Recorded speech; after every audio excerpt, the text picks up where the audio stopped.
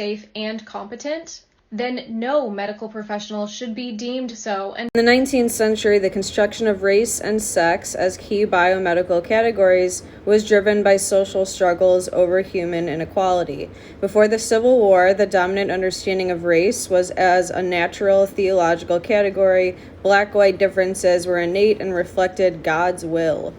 These differences were believed to be manifest in every aspect of the body, in sickness and in health. But when abolitionists began to get the upper hand in moral and theological arguments, proponents of slavery appealed to science as the new arbiter of racial distinction.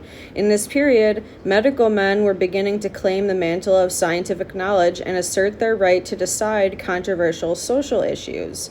Recognizing the need for scientific authority, the state of Louisiana, for example, commissioned one prolific proponent of slavery, Dr. Samuel Cartwright, to prove the natural inferiority of blacks, a task that led him to detail every racial difference imaginable in texture of hair, length of bones, vulnerability to disease, and even color of the internal organs.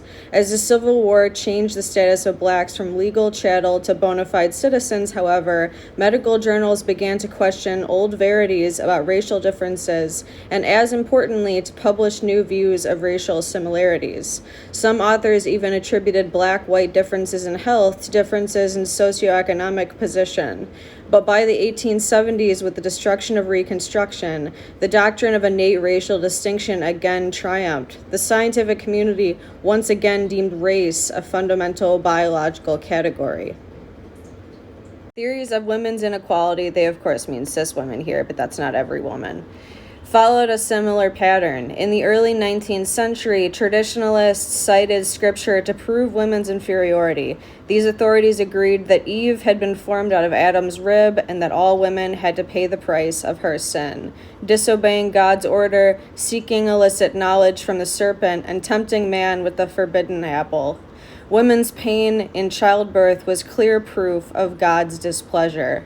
When these views were challenged in the mid-19th century by advocates of women's rights and proponents of liberal political theory, conservatives likewise turned to the new arbiters of knowledge and sought to buttress their position with scientific facts and medical authority.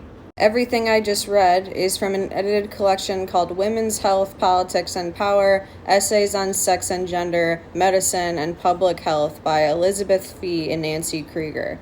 But if you'd like to know way more about the racist and sexist history, and of course transphobic, since clearly there's a lot of conflation of sex and gender, even in the text I just read, Medical Apartheid by Harriet Washington is incredible. Check it out.